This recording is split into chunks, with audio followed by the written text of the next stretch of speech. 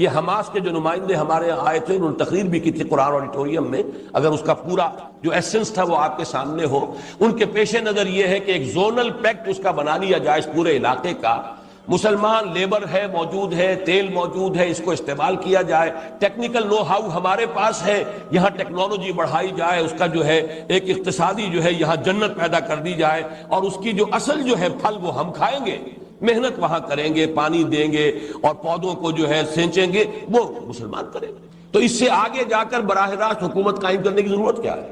یہ ہے ان کا نقشہ۔ فنڈامنٹلسٹ اس کے لیے بےتاب ہے کہ نہیں، ہمیں تو گریٹر اسرائیل حکومت قائم کر، یہ تصادم ان کے مابین ہے۔ اب دیکھیے کب وہ فنڈامنٹلسٹ جو ہیں وہ اس پوزیشن میں آتے ہیں، اس کے لیے ظاہر بات ہے کہ ان کے ہاں کسی شخص کو کھڑے ہو کر وہ مسیح ہونے کا دعویٰ کرنا پڑے گا، وہی المسیح الدجال ہوگا۔ مسیح وہی کہ جس کی ان کے ہاں روایت موجود تھی، حضرت سلیمان علیہ السلام کے بعد سے مسلسل جو انبیاء آئے ہیں بنی اسرائیل میں، وہ ایک پیشن گوئی کرتے رہے، ایک مسیح آئیں گے، وہ تمہارے نجات دہندہ ہوں گے۔ وہ مسیح آ گئے، حضرت مسیح علیہ السلام، انہوں نے رد کر دیا، مرتد قرار دیا، پھانسی پر چڑھوا دیا، اپنے بس پڑتے اللہ نے جو کیا وہ اللہ کا معاملہ، لہذا وہ پوزیشن از ویکنٹ، ابھی وہ جگہ خالی ہے نا، اسامی خالی ہے۔ اس خالی اسامی کو پر کرنے کے لیے کوئی یہودی فنڈامنٹلسٹ کھڑا ہو جائے گا، میں ہوں مسیحا اور میں تو اب قائم کروں گا اسرائیل کم وقت میں۔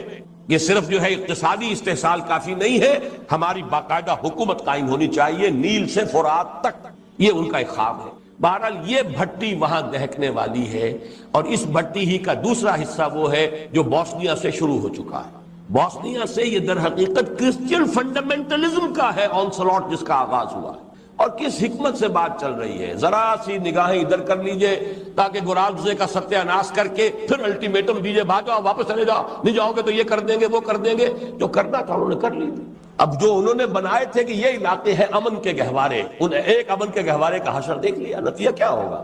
وہ چاہتے یہ ہے کہ ان کے پاؤں یہاں سے اکھڑ جائیں، یستفزہم من الارض، یہاں سے یہ بھاگے، جان بچا کر بھاگے نکلے۔ بہرحال اس علاقوں کو انہوں نے خالی کرا دیا، اور اس کے بعد ان کا اگلا ہدف جو ظاہر بات ہے کہ یورپ کی سرزمین پر اسلام بول کیسے برداشت ہوگا، اور جس طریقے سے رشینز اب ان سربز کی پشت پناہی پر آ رہے ہیں، یہ نسلیت اور مذہبیت دو چیزیں جمع ہو جائیں تو اس سے زیادہ تو خطرناک شاید دنیا میں کوئی ہے نہیں۔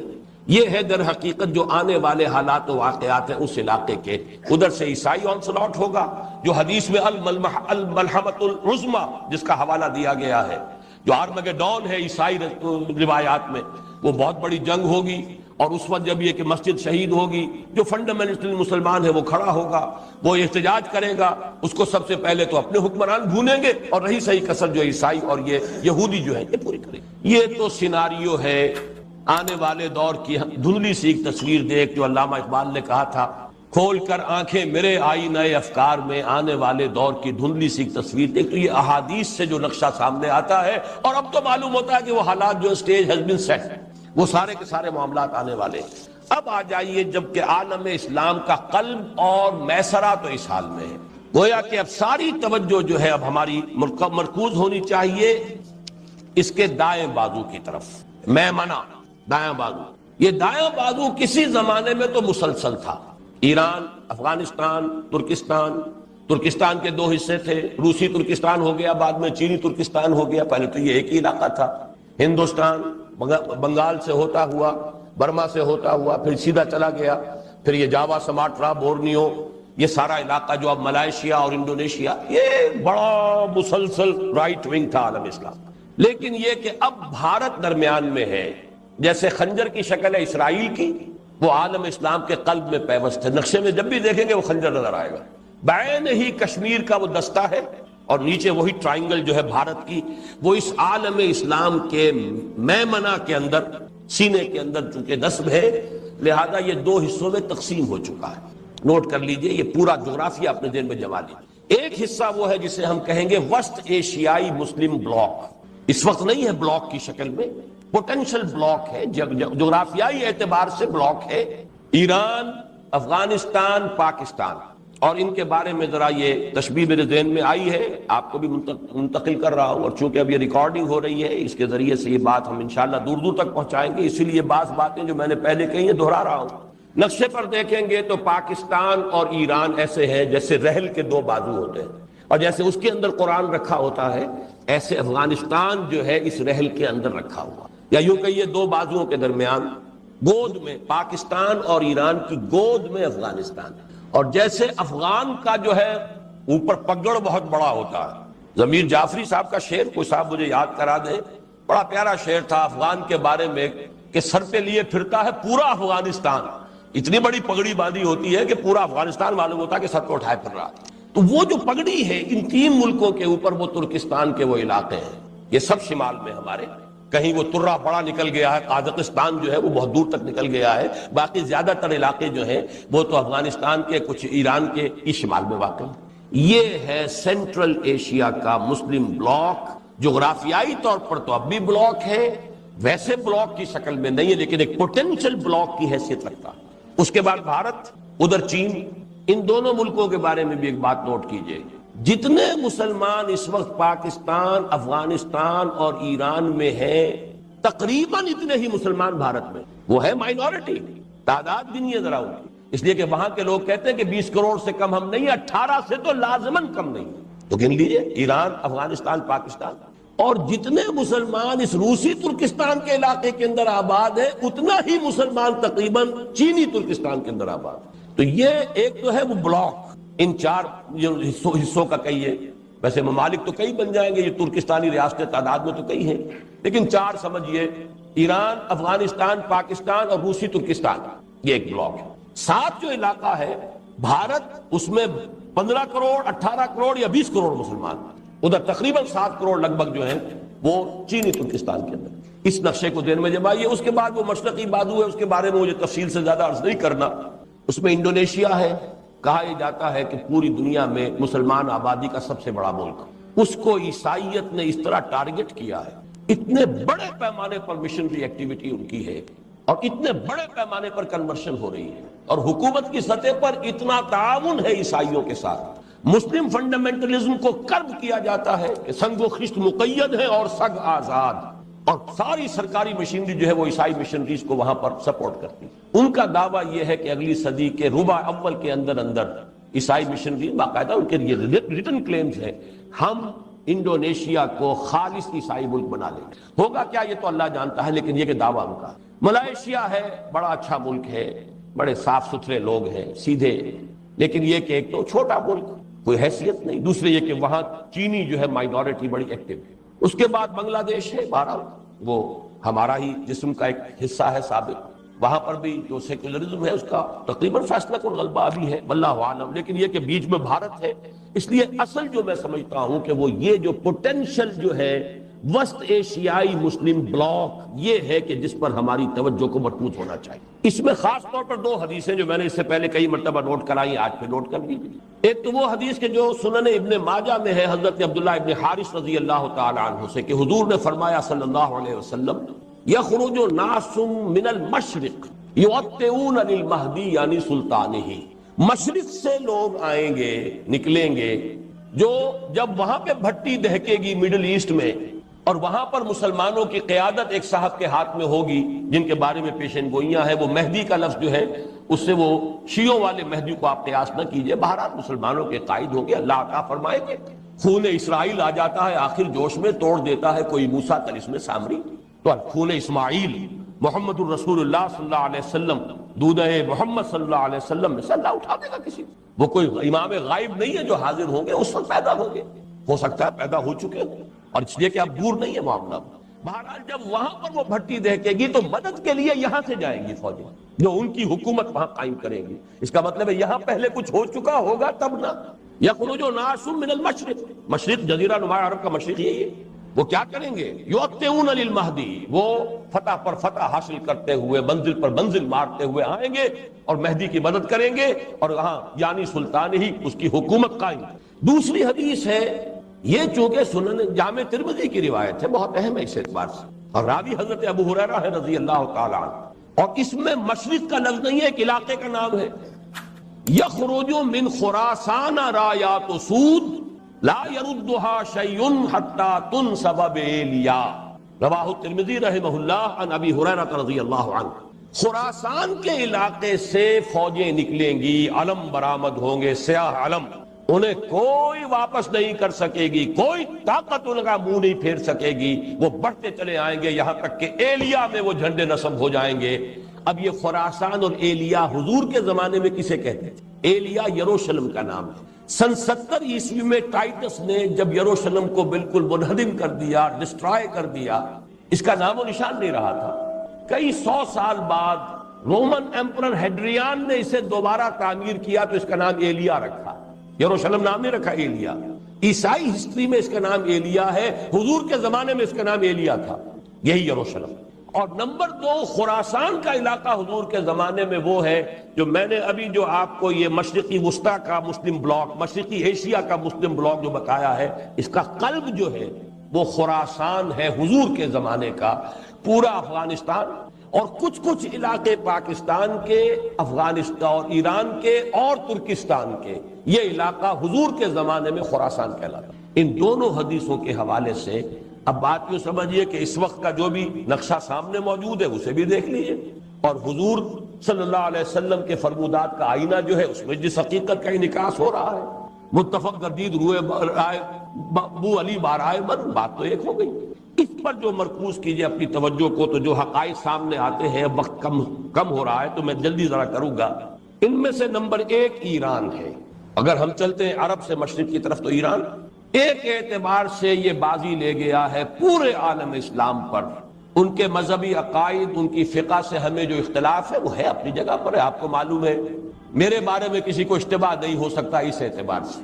میری جس درجے دشمنی رکھی گئی ہے، جس طرح میرے سر کا جو ہے مطالبہ ہوتا تھا، 2 ہی آدمی تھے پاکستان میں کہ جن کے سر مانگے گئے، ایک کراچی کے وہ شاہ بلیغ الدین صاحب اور ایک میں، تو اس حوالے سے وہ اپنی جگہ پر اختلاف ہے، لیکن اس حقیقت کا اعتراف کیے بغیر نہیں رہا جا سکتا۔ پورے عالم اسلام میں یہ واحد مسلمان ملک ہے جس نے بہرحال اپنی شریعت، اپنے عقائد کے مطابق ایک مذہبی انقلاب برپا کیا، اور پورے عالم اسلام میں مذہبی سطح پر حکومت کی سطح پر فنڈامنٹلسٹ صرف ایک ملک ہے، یا دوسرا جو ہے تھوڑا سا وہ ہے سوڈان، لیکن اس کی اہمیت اس لیے نہیں کہ وہ کسی عوامی انقلاب سے نہیں بنا، بلکہ وہ تو ایک فوجی انقلاب سے شکل بنی ہے جو بھی بنی ہے۔ اللہ کرے اس میں استقامت ہو، اس سے یقینی کوئی نتیجہ برآمد ہو جائے۔ خبریں بھی اچھی آ رہی ہیں، لیکن میں تو دنیا کا جو پرسپیکٹو ہے اس کے حوالے سے عرض کر رہا ہوں کہ اس پہلو سے ایران ان کا ٹارگٹ ہے، ٹارگٹ نمبر 1 ایک خاص اعتبار سے۔ ٹارگٹ نمبر 1 ایک دوسرے اعتبار سے ہم ہیں، وہ میں بعد میں عرض کروں گا۔ چونکہ حکومت کی سطح پر فنڈامنٹلزم ہے اور وہ آیا ہے ایک عوامی انقلاب کے نتیجے میں، پھر ان کے پاس تیل کی دولت ہے، اس کے خلاف اکنامک سینکشنز بھی ہو جائیں تو اگر لیبیا کھڑا ہو سکتا ہے تو بہرحال وہ بھی کھڑا ہو سکتا ہے، اور نقشہ وہ دنیا کو دکھا چکا ہے کہ لڑا دے ممولے کو شہباز، یہ نقشہ بھی اس نے دکھا دیا۔ یہ ہے ایران کا معاملہ۔ نمبر 2 پاکستان۔ پاکستان 400 برس کی تجدیدی مساعی کا امین ہے، امانت دار ہے۔ پورے ہندوستان میں مجدد الفسانی رحمت اللہ علیہ، شاہ ولی اللہ دہلوی رحمت اللہ علیہ، سید احمد بریلوی رحمت اللہ علیہ، ان کا جہاد، پھر اس 20ویں صدی عیسوی میں یا 14ویں صدی ہجری میں علامہ اقبال جیسا مفکر، مولانا مودودی جیسا مصنف، مولانا الیاس جیسا مبلغ، شیخ الہند جیسا مجاہد حریت، پورے عالم اسلام میں ان کا پیرلل کوئی موجود۔ یہ 400 سال کی تاریخ، اس کی امانت، اور اس کے نتیجے میں یہاں کے مڈل کلاس میں فنڈامنٹلزم کا ایک نیوکلیس ہے، اگرچہ حکومت کی سطح پر کوئی پیش رفت نہیں ہو سکی آج تک، بلکہ اب تو پسپائی ہو رہی ہے، اب پیچھے ہٹ رہے ہیں۔ وہ ہمارے ان سیاسی جو بھی زعماء ہیں، جو جماعتیں ہیں، ان کی غلطی اور الیکشن ہی کو واحد میدان بنا کر اس کے اندر اپنا سارا وقت و توانائیاں اور قوتیں ضائع کر دینا، یہ ہے در حقیقت جس کا کہ یہ صدا مل رہی ہے کہ اس اعتبار سے تو پسپائی کی طرف ہے معاملہ، کسی پیش رفت کی طرف نہیں ہے۔ لیکن باہر والے تو دیکھتے ہیں نا کہ اندر کیا کچھ مواد موجود ہے۔ اگر مڈل کلاس میں وہ فنڈامنٹلزم کا بارود موجود ہے تو کسی بھی وقت اس کے اندر جو ہے وہ کوئی دھماکہ ہو سکتا ہے۔ دوسری بات جو ان کے لیے ایک اعتبار سے ٹارگٹ نمبر 1 ہمیں بنا رہی ہے، وہ ہمارا ایٹمک نو ہاؤ ہے۔ پورے عالم اسلام میں اور کسی کے پاس نہیں۔ اسلامی بم اگر بنے گا تو یہی بنے گا۔ یہ ہے مختلف اسباب جس کے بنا پر ایران اور پاکستان کو آپ بریکٹ کر لیجئے، یہ اس نیو ورلڈ آرڈر یا آج کی میری گفتگو کے حوالے سے یہودی اور عیسائی گٹھ جوڑ کا جو ٹارگٹ نمبر 1 ہے، ایک اعتبار سے ایران ہے، ایک اعتبار سے پاکستان۔ افغانستان میں 10 لاکھ سے زیادہ جانیں دی جا چکی ہیں، جو بھی ہوا ہے ہر طرح کے لوگ اس جہاد میں شامل تھے، پھر جو آپس کے اختلافات ہیں اس جہاد فساد بن چکا ہے، لیکن اس سب کے باوجود نوٹ کر لیجئے یقیناً وہاں بہت سا خون نہایت خلوص کے ساتھ اور بہت سی جانیں نہایت اخلاص کے ساتھ دی گئی۔ ہو نہیں سکتا کہ یہ خون رنگ نہ لائے، اگرچہ سزا ہمیں مل رہی ہے اس غلطیوں کی جو کی گئی، تربیت کی طرف توجہ نہیں ہوئی، یا یہ کہ ایک امیر کے پیچھے جہاد نہیں کیا گیا۔ جہاد اسلامی کی شرط لازم ہے یہ ایک امیر کے اطاعت۔ ذرا سی خطا ہوئی تھی صحابہ کرام سے، 35 صحابہ سے غزوہ احد میں، اور وہ سزا اللہ نے دی ہے کہ 70 صحابہ شہید ہوئے۔ تو اگر صحابہ کو سزا دی اللہ نے تو ہمیں کیوں نہیں دے؟ وہ سزا مل رہی ہے۔ بہرحال یہ سزا کا وقت ختم ہوگا، لیکن اس وقت جان لیجئے جو پوٹینشل ہے وہاں اسلام کے لیے، یہ یو این او کے پیٹ میں جو درد اٹھتا ہے، یہ مستری صاحب کوئی ہیں جو اس وقت پتہ نہیں کیا وہاں پر اپنا مستری پنا کر رہے ہیں۔ ظاہر بات ہے یو این او کا نمائندہ بطرس غالی کا نمائندہ آئے گا تو وہ تو اس آپس کے اختلافات کو اور بھڑکائے گا۔ ان کے اپنے مقاصد ہیں، وہ مدد دیتے ہیں تو کسی وجہ سے دیتے ہیں۔ اب پھر مروڑ اٹھتا ہے ان کے پیٹ درد میں، جو پیٹ کے اندر مروڑ اٹھا ہے کہ پھر مدد آنی چاہیے، اتنے کروڑ ڈالر جو ہے وہ ڈیمانڈ کی گئی ہے کہ مدد ہونی چاہیے۔ بہرحال کچھ نہ کچھ وہ اپنا اس خیر کا پردہ ہے، اسی کے اندر اپنے شر کے جو مذموم عزائم ہے پورے کرتے ہیں۔ لیکن یہ کہ افغانستان کا مسئلہ یہ ہے، پاکستان اور ایران کے درمیان مفاہمت ہو جائے تو گود میں افغانستان رکھا ہے، پھر یہ کہ وہاں کا معاملہ بھی سلجھنے کا اور حل ہونے کا امکان زیادہ ہو جائے گا، اور اگر ان دونوں کے درمیان کے بھی کوئی مفاہمت نہیں ہوتی تو کوئی امکان نہیں۔ وہاں بھی آپ کو معلوم ہے جو مختلف فیکٹرز ہیں ان میں سے ایک شیعہ سنی فیکٹر بھی ہے وہاں کے فساد کا۔ باقی رہ گئے جو اوپر کے شمالی علاقے ہیں، وہ قازقستان سے لے کر اور آذربائیجان وغیرہ کے علاقوں تک، یہ ظاہر بات ہے کہ ان کے بارے میں تو میں نے بات آپ کو بتائی تھی، ڈاکٹر جاوید اقبال صاحب نے مجھے ایک ملاقات میں بتایا تھا، جہاں میں گیا وہ کہتے ہیں کہ وی نیڈ اے ماڈل۔ ظاہر بات ہے کہ 70 برس گزرے، ان کی جو بھی ذہنی جو بھی ان کی تبدیلی آئی ہے، برین واشنگ ہوئی ہے، وہ اسلام وغیرہ سے کتنے کچھ اب واقف رہ گئے ہیں وہ سب کو معلوم ہے، اس کو بتانے کی ضرورت نہیں۔ پھر بھی وہ چاہتے ہیں کہ اسلام کا کوئی ماڈل تو پیش کرو نا ہمارے سامنے۔ ان کے یہ الفاظ نقل کیے تھے ڈاکٹر جاوید اقبال نے، Saudi model is not acceptable to us because it is based on monarchy. اسلام کے نام سے تو یا تو سعودی عرب کے اندر کوئی حکومت ہے، کوئی قوانین وغیرہ شریعت کے ہیں، تو وہ تو ہمیں اس لیے قابل قبول نہیں، وہ بادشاہت ہے۔ An Iranian model is also not acceptable to us because it is based on theocracy۔ یہ ایک مذہبی طبقے کی حکومت ہے، یہ بھی ہمارے لیے ناقابل قبول، تو کوئی ماڈل چاہیے۔ بہرحال یہ ہے وہ کیفیت ان کی، اور اس وقت جو کچھ مستری صاحب کرتے پھر رہے ہیں وہاں پر، مجھے تو اقبال کے وہ شعر یاد آیا کہ افغانیوں کی غیرت دین کا ہے یہ علاج، ملا کو ان کے کوہ دمن سے نکال دو۔ یہ جو بھی ابلیس کی جو بھی ہدایت تھی تو شاید وہی کچھ کرنے ہوں کہ یہ جو بھی فنڈامنٹلسٹ ہیں ان سے کسی طریقے سے قیادت چھین کر، بہرحال اس میں جو بھی غلطیاں خامیاں کوتاہیاں خود ان کی ہیں وہ اپنی جگہ پر ہے، سارا الزام شیطان پر نہ ڈالیے، ہمارے اپنے کرتوت جو ہے وہ اپنی جگہ پر ہے۔ لیکن یہ کہ یہ ایک مختصر جائزہ ہے جو میں نے آپ کے سامنے رکھ دیا ہے۔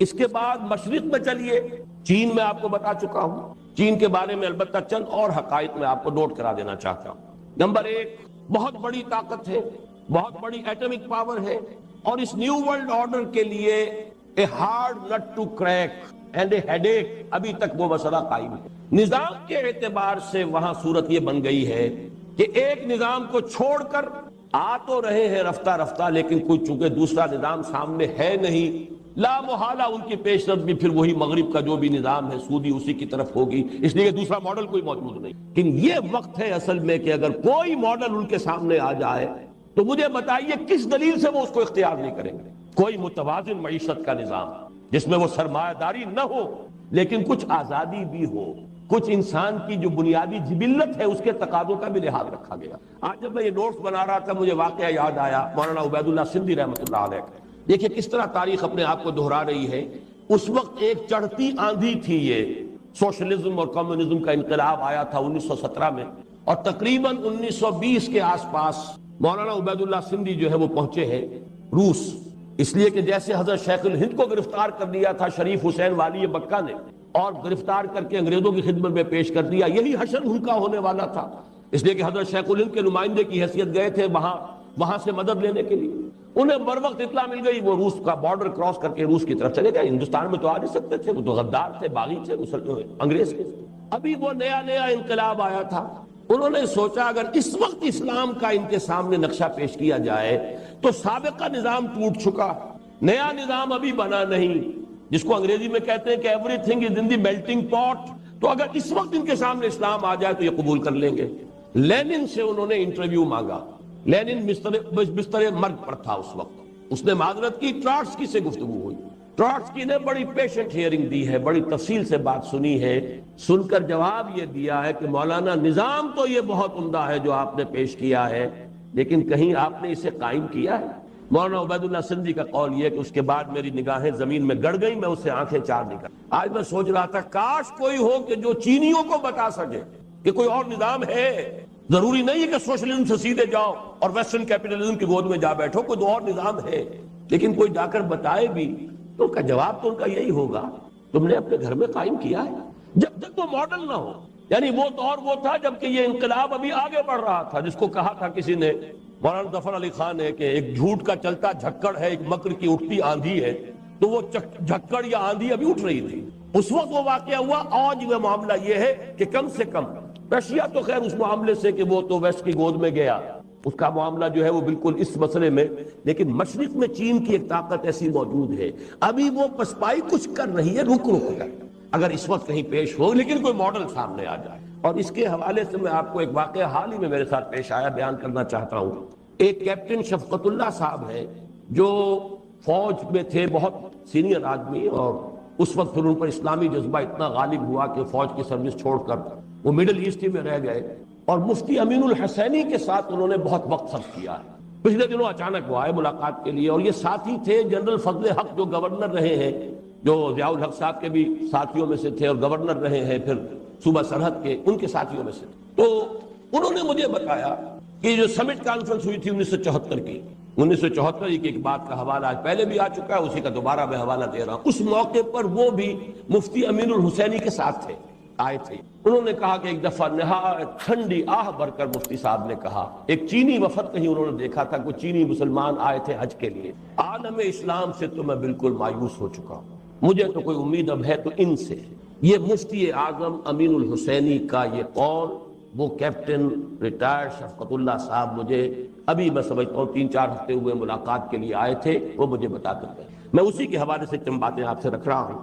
پھر یہ بات بھی عرض کر چکا ہوں کہ تقریباً 6 کروڑ مسلمان, بہت بڑا علاقہ وہاں ہے, چینی ترکستان جسے آپ کہتے ہیں. اس سے ساتھ ہی ذرا ذہن میں رکھیے بھارت کا معاملہ ہے 15 کروڑ سے لے کر 20 کروڑ تک کی مسلمان آبادی. ہم جب بھارت کا لفظ لیتے ہیں تو معلوم ہوتا صرف ہندو آباد ہے وہاں. یہ کہنا مشکل ہے کہ سب سے بڑا مسلمان ملک دنیا میں انڈونیشیا ہے یا بھارت ہے. تعداد یا تو انڈونیشیا میں ہے مسلمانوں کی سب سے زیادہ 15 کروڑ کے لگ بھگ, اور اگرچہ میں جو مائنورٹی ہے ہندوستان میں, لیکن تعداد کے اعتبار سے ایک ملک میں تقریباً ان کے ہم پلہ ہیں یا یہ کہ ان سے بھی آگے ہیں, واللہ عالم. اور ایک رائے جو میں نے کچھ دنوں سے کئی مرتبہ اپنی تقریر میں بیان کی ہے, شمس نوید عثمانی رحمۃ اللہ علیہ, ان کا بھی انتقال ہو گیا, رامپور کے ایک بہت بڑے عالم دین تھے. ان پر کچھ مضامین پھر میں نے الفرقان میں اب پڑھے ہیں نکلوا کر. انہوں نے جو بات کہی ہے شاہ ولی اللہ کے حوالے سے بھی ہے, کچھ پرانے جو ہندو اسکرپچرز ہیں ان کے حوالے سے بھی ہے, کہ ہندوستان کے بارے میں توقع ہے کہ وہاں بھی ایک اسلامی انقلاب آئے گا, اور ہندو جو ہے یہ حضرت نوح علیہ السلام کی امت میں سے منو, یہ مہانو کا بدلا ہوا شکل ہے. بہرحال حضرت ابراہیم علیہ السلام کے بعد چونکہ تمام نبوت جو ہے وہ حضرت ابراہیم کی نسل میں رہی ہے, لہذا حضرت ابراہیم اور حضرت نوح کے درمیان کا جو وقفہ ہے, ظاہر بات ہے اس میں بھی تو انبیاء آئے ہیں, ان کے حوالے سے یہ بات جو ہے کسی درجے میں صحیح ہو سکتی ہے. لیکن یہ کتاب اب چھپ چکی ہے ان کی پاکستان میں, اگر اب بھی نہ جاگے تو, نام عجیب سا ہے ٹائٹل اس کتاب کا, لیکن آپ لوگ اس کو لے کر پڑھیے. یہ ہے میرا جائزہ اس وقت کے عالم اسلام کا. اب میں آپ کے سامنے بڑی مختصر الفاظ میں 5 نکاتی ایک پروگرام ہے کہ جو پیش کر رہا ہوں کہ عملاً ہمیں اس میں کرنا کیا. پہلی بات, اہم ترین بات, 100 باتوں کی ایک بات, جس کے یوں سمجھیے کہ ہاتھی کے پاؤں میں سب کے پاؤں کے مثال سے ساری باقی باتیں اسی پر مبنی, وہ تو یہ کہ اس ارض پاکستان میں ایک اسلامی انقلاب برپا کیا جائے. ساری توجہ اس پر مرکوز. یہ نہیں ہوتا, اگر یہ نہیں تو بابا پھر سب کہانیاں ہیں, ادھر کی مدد ادھر کی مدد, ادھر کی بھاگ ادھر کی دوڑ, ادھر کی سوچ ادھر کے بارے میں فکر. کچھ حاصل نہیں ہوگا اگر یہاں ہم کچھ نہیں کر سکتے. ماڈل یہاں پیش کر سکے تو یہ ریاستیں جو ہیں روسی ترکستانی ریاستیں تو پکار کر کہہ رہی ہیں وی نیڈ اے ماڈل. سارا علم اور فکر دین کے نام پر جو بھی ہوا ہے ان 1400 سالوں کے بعد, یعنی وہ سمجھیے کہ 400 سالوں کے دوران جو سیکنڈ 1000 ایئر ہے، الف ثانی، اس سب کا جو ہے وہ تو در حقیقت امین پاکستان ہے۔ پاکستان اسلام کے نام پر بننے والا واحد ملک۔ کاش کہ ہمارے دینی جماعتوں کو، مختلف طبقات کو اس سلسلے میں اپنے طریقہ کار پر نظر ثانی کی توفیق عطا ہو جائے۔ اس کی دعا کی طاقت ہے، خلوص ہے، اخلاص ہے، جذبہ ہے۔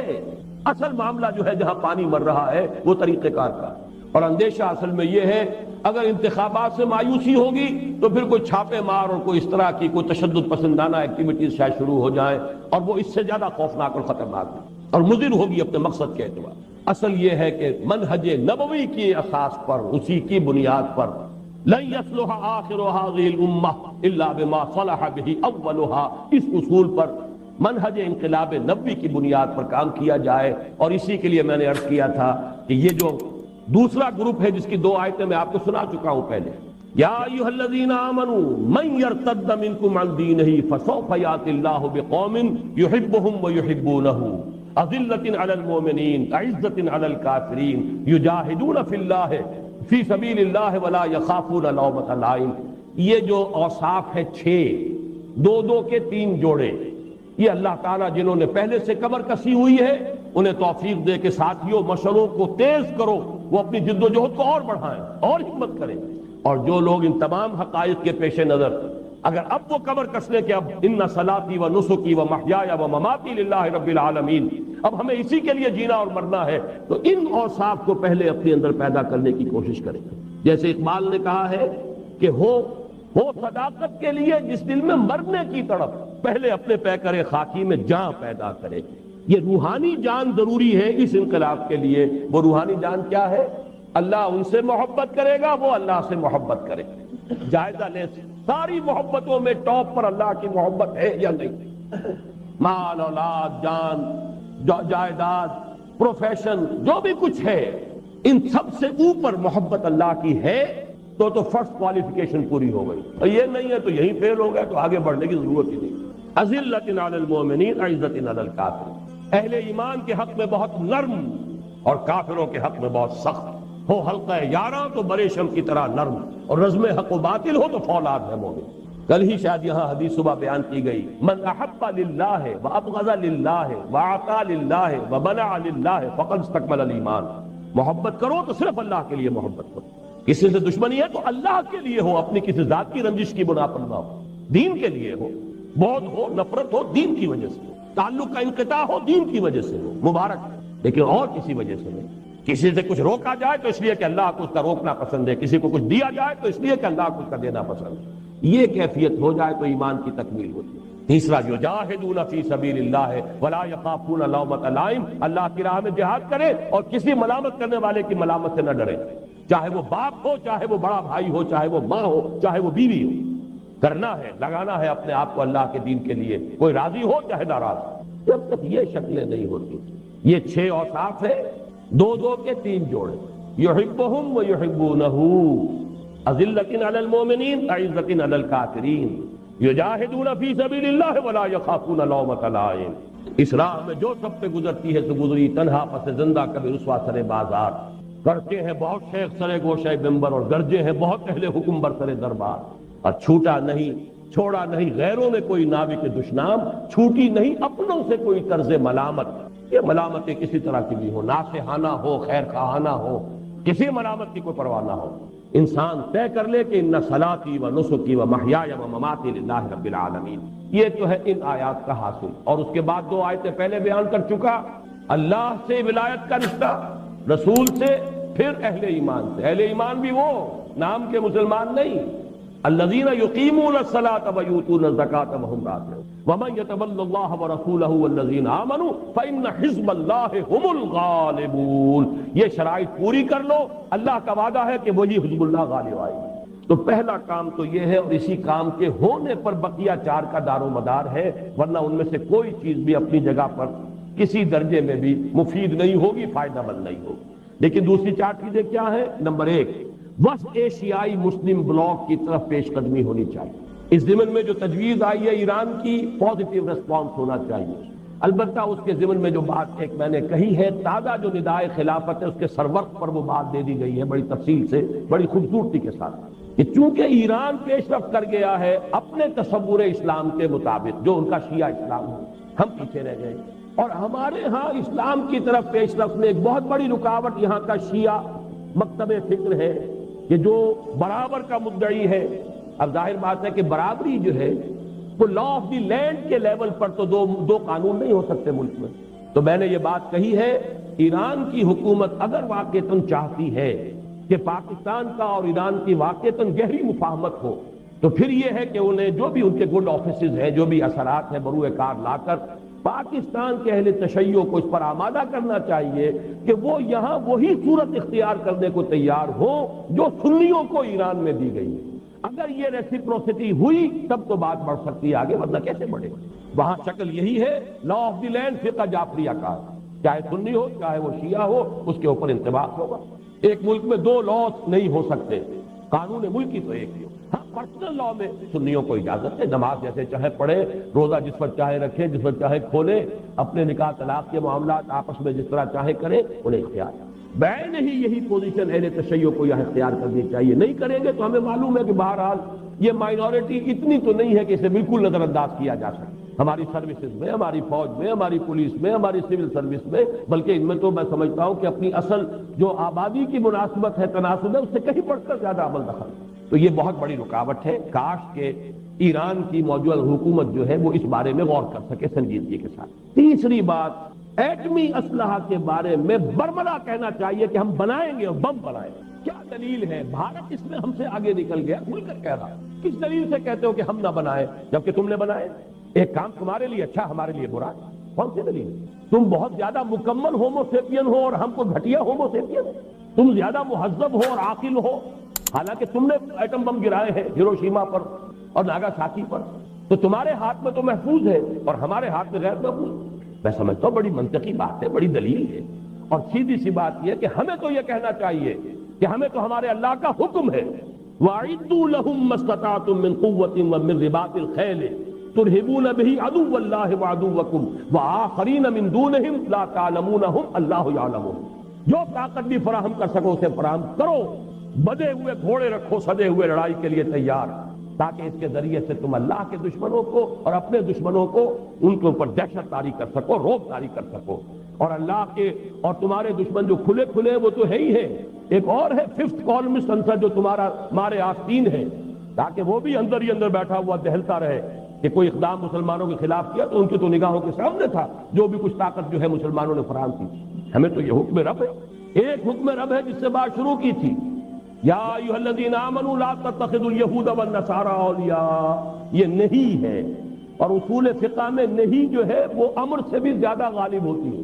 پہلا حکم تو وہ ہے ایک چیز سے روکنے کا ہو، ان سے دوستی مت کرو، اس کے ساتھ نیو ورلڈ آرڈر کے ساتھ ان یہود اور عیسائیوں کے گٹھ جوڑ کے ساتھ کوئی مفاہمت مت کرو، نہ بھاگو اور دوڑو انہی کے پاس، انہی کی گود میں، اور انہی میں گھسنے کی کوشش کرو اور انہی سے تحفظ حاصل کرنے کی کوشش کرو، یہ در حقیقت قرآن کے اس حکم کے صاف خلاف ورزی۔ اور دوسرا حکم ہمیں یہ ہے، اعدوا لهم ما استطعتم من قوة ومن رباط الخيل ترهبون به عدو الله وعدوكم وآخرين من دونهم لا تعلمونهم الله يعلم۔ اس میں یہ ہے کہ واقعتاً یہ موقع ایسا ہے، یقیناً یہ چیلنج ہوگا ویسٹ کے خلاف، یہ چیلنج اگر ہم کر لیں تو یہ ہمارے لیے ایک بڑا قیمتی موقع ہے، خدا اور خودی کی بازیاب، پھر اللہ کی طرف توجہ ہو جائے، دنیا کے سہارے جب جواب دیں گے تو اللہ کی طرف لامحالہ توجہ ہو جائے، جب تمام ڈاکٹر اور معالج سب جواب دیتے ہیں تب اللہ کی جناب میں گر گراتا ہے انسان، اے اللہ آپ تو صرف تیرے ہاتھ، میرے سارے سہارے تو جواب دے گئے، لہذا یہ دنیا کے سہارے اگر ہمیں جواب دے جائیں تو تو نے اچھا ہی کیا دوست سہارا نہ دیا، مجھ کو لغزش کی ضرورت تھی سنبھلنے کے لیے، ہمیں تو سنبھلنے کے لیے اور خدا کو دوبارہ یاد کرنا اور خودی کی بات یاد۔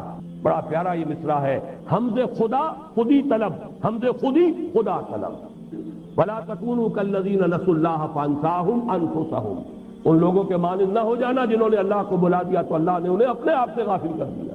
خدا کو بھلا دو گے خودی سے گئے، خودی کو پہچان لو گے اللہ کو بھی پہچان لو، من عرف نفسه فقد عرف ربہ، حمد خدا خودی طلب، حمد خودی خدا طلب، یہ معاملہ ہے، لیکن یہ اس پر چیلنج ہوگا اور جیسا کہ میں عرض کر چکا ہوں، لڑا دے ممولے کو شہباز سے۔ بہرحال ایران نے اس کا ایک نقشہ پیش کیا، ہزاروں کی جانیں جو ہے قربان کی، کتنی بڑی طاقت کے ساتھ جو ہے عراق حملہ آور ہوا تھا، پورا عرب، پوری طاقت، پورا پیسہ پیچھے ہوا، مغرب کی اس کی طاقت، آخر ایک قوم مرنے پر آمادہ ہو جائے اسے کوئی شکست نہیں دے سکتی۔ پھر یہ کہ اس میں اللہ کی مدد، اللہ کی نصرت، وہ آیت میں سنا چکا ہوں آج پہلے ایک مرتبہ، ان ینصرکم اللہ فلا غالب لکم، اگر اللہ تمہاری مدد کرے گا تم پر کوئی غالب آ نہیں، وَإِن يَخْذُلْكُمْ، اگر وہ تمہیں چھوڑ دے، فَمَنْ ذَا الَّذِي يَنصُرُكُم مِّن بَعْدِهِ، تو پھر کون ہے جو تمہاری مدد کرے گا؟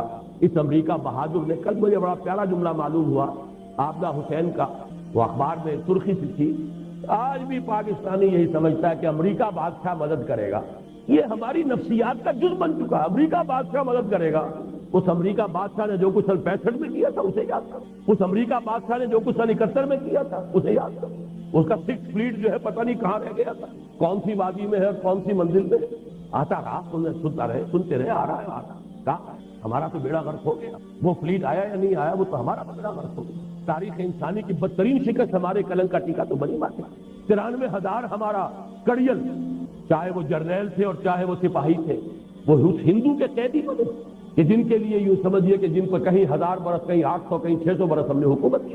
بہرحال چوتھی چیز چین کے ساتھ دوستی اور مفاہمت، اس میں مجھے کچھ زیادہ کہنے کی ضرورت نہیں ہے، میں پہلے عرض کر چکا ہوں، لیکن اس میں اس لیے زیادہ کہنے کی ضرورت نہیں کہ یہ ہماری تاریخ کا اسی طرح سے ایک جز بن گیا ہے کہ اس کے خلاف کسی کا ذہن نہیں ہوگا۔ عارضی طور پر جو شکل پیدا ہوئی ہے وہ یقیناً بہرحال اس وقت کے لیے ہمارے لیے اگر ہم اس سے جاگ جائیں تو وہ بھی ایک بڑی ہمارے لیے ایک نعمت ثابت ہو سکتی ہے کہ اس کا جو بھی گرم جوشانہ ہماری تائید تھی کشمیر کے مسئلے پر وہ آج نہیں رہی، جو کچھ ہوا ہے ہماری اس قرارداد کا حشر ہوا ہے اور جو سبکی ہوئی ہے پاکستان کی۔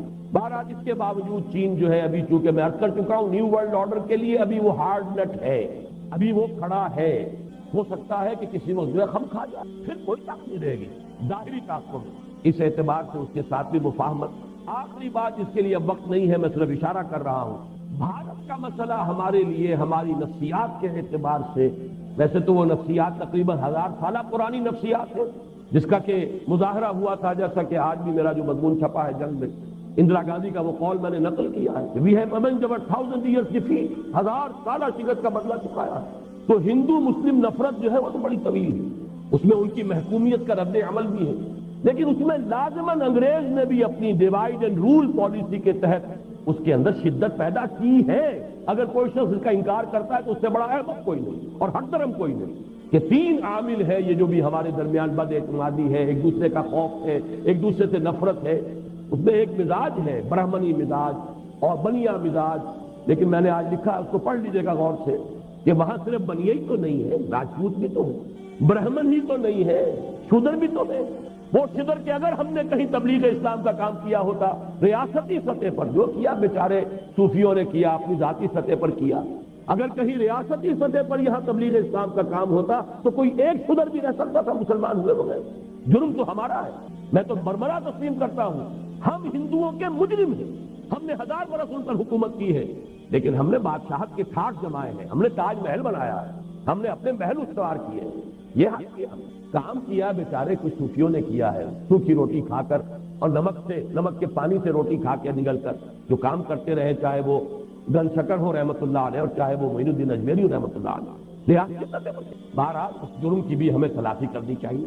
پھر وہاں 18 کروڑ کم سے کم، 15 سے تو شک ہی نہیں ہے، لیکن 18 کروڑ کے لگ بھگ مسلمان موجود ہیں، اردو زبان ہے جو وہاں کے کونے کونے میں سمجھی جاتی ہے، جو ہمارے لیے ایک ذریعہ بن سکتی ہے اپنے خیالات کو۔ اگر کوئی آپ کے پاس ہے پیش کر، غافل عمل کوئی اگر دفتر میں ہے، اگر پیغام خداوندی ہے تمہارے پاس، پیش کیوں نہیں کرتے؟ میں تو آپ کو ایک واقعہ سنا دوں، مجھے رونا آ گیا۔ بامبے میں مجھے ایک صاحب نے خط دکھایا جو مرہٹی زبان میں اب ترجمہ کر رہے ہیں قرآن مجید کا، کہ ایک بڑی ہائیلی ایجوکیٹڈ ہندو عورت کا خط آیا اور اس نے یہ لکھا، جب اس کے سامنے وہ قرآن کا ترجمہ آیا، آپ لوگ کہاں اس کتاب کو آج تک چھپا کر بیٹھے ہوئے تھے؟ مجرم تو ہمیں۔ بہرحال معاملہ بڑا پیچیدہ ہے بھارت کا، اور وقت چونکہ اب ختم ہو گیا ہے تقریباً، تو میں نے جو کچھ لکھا ہے لکھنا شروع کیا ہے، اس میں بات اور آئے گی۔ ایک بات ضرور عرض کرنا چاہتا ہوں، کشمیر کے مسئلے کی ہڈی جو انگریز پھینک کر گیا ہے، باقی چیزیں اپنی جگہ اختلاف رائے کی گنجائش ہے۔ جو بے ایمانی ریڈ کلف نے کی تھی، جس کی وجہ سے کشمیر کی یہ ہڈی پھنسی ہے، جس کی وجہ سے ہماری جنگیں ہو چکی ہیں، جس کی وجہ سے کوئی مفاہمت نہیں ہو سکتی، اس کے بارے میں تو کوئی شک نہیں کہ یہ انگریز کا پیدا کردہ اس کی بے ایمانی اور اس کی خیانت کا در حقیقت شاہکار ہے۔ اس کے لیے بھی ہم یہی چاہیں، وہی میر کا وہ شعر اگرچہ پڑھنا نہیں میں چاہتا کہ جس کے سبب بیمار ہوئے، اب ہم چاہتے وہی UNO وہی امریکہ ہمارا کشمیر کا مسئلہ حل کر دے۔ ہوگا یہی، وہ بندر بہادر سب کھا جائے گا اور ہندوستان اور بھارت دو بلیوں کی طرح بیٹھتے ہوئے منہ دیکھتے رہ جائیں گے، اور ایک نیا اسرائیل قلب ایشیا میں۔ وہ تو جانتے ہیں جو کچھ قوتیں یہاں پر برسر کار ہیں، انہیں معلوم ہے انہیں کنٹینمنٹ آف چائنا کا ایک نیا جو ہے اب منصوبہ جو ہے شروع کرنا پڑے گا، لہذا انہیں تو کوئی بیس چاہیے۔ ایک اسرائیل انہوں نے ویسٹ ایشیا کے اندر خنجر جو ہے عالم عرب کے قلب میں گاڑا ہے، اور دوسرا اسرائیل انہیں ویسٹ ایشیا کے اندر چاہیے۔ اور وہ اگر ہوگا یہی معاملہ، اگر یہ UNO یا امریکہ کی کسی میڈییشن کے ذریعے ہوا تو ہوگا آزاد ہوگا یہ، اور یہ امریکہ کا اڈا بن جائے۔ باہمی مفاہمت کی کوئی شکل ہو، ایران اور چین کے کچھ گڈ آفیسز کو بروئے کار لا کر اس مسئلے کو حل کرنے کی کوشش کی جائے، ورنہ کسی کے ہاتھ پلے کچھ نہیں آئے گا، اور سارا کچھ معاملہ جو ہے یہی نیو ورلڈ آرڈر کی اسکیم جو ہے اسی کی پروموشن کے لیے ایک بہت بڑا مرکز بن جائے۔ 4 باتیں میں نے عرض کی ہیں۔ نمبر 1، وسط ایشیائی مسلم بلاک کی طرف پیش رفت۔ نمبر 2، ایٹمی اسلحہ کی تیاری کا اعلانیہ عزم۔ چین کے ساتھ دوستی اور مفاہمت۔ بھارت کے ساتھ کشمیر کے مسئلے کو حل کرنے کے لیے کوئی بائی لیٹرل نیگوسیشن جس میں کہ چائنا اور ایران کے گڈ آفیسز کو استعمال کیا جائے، ہرگز یہ امریکہ یا UNO کے ذریعے اس مسئلے کے کسی حل کے بارے میں کوئی پیش رفت نہیں۔ لیکن یہ چاروں بھی ثانوی ہیں، اصل شے وہ ہے اس ملک میں اسلامی انقلاب برپا کیا جائے، تب تو یہ چاروں چیزیں ثانوی طور پر بہت بڑی طاقت بن جائیں گی۔ لیکن اگر جو جڑ اور بنیاد ہے وہی ہم نہیں کر پاتے تو پھر ان چیزوں کی اہمیت جو ہے وہ پھر میرے نزدیک ثانوی ہے۔ اقول قولی ھذا واستغفر اللہ لی ولکم ولسائر المسلمین والمسلمات۔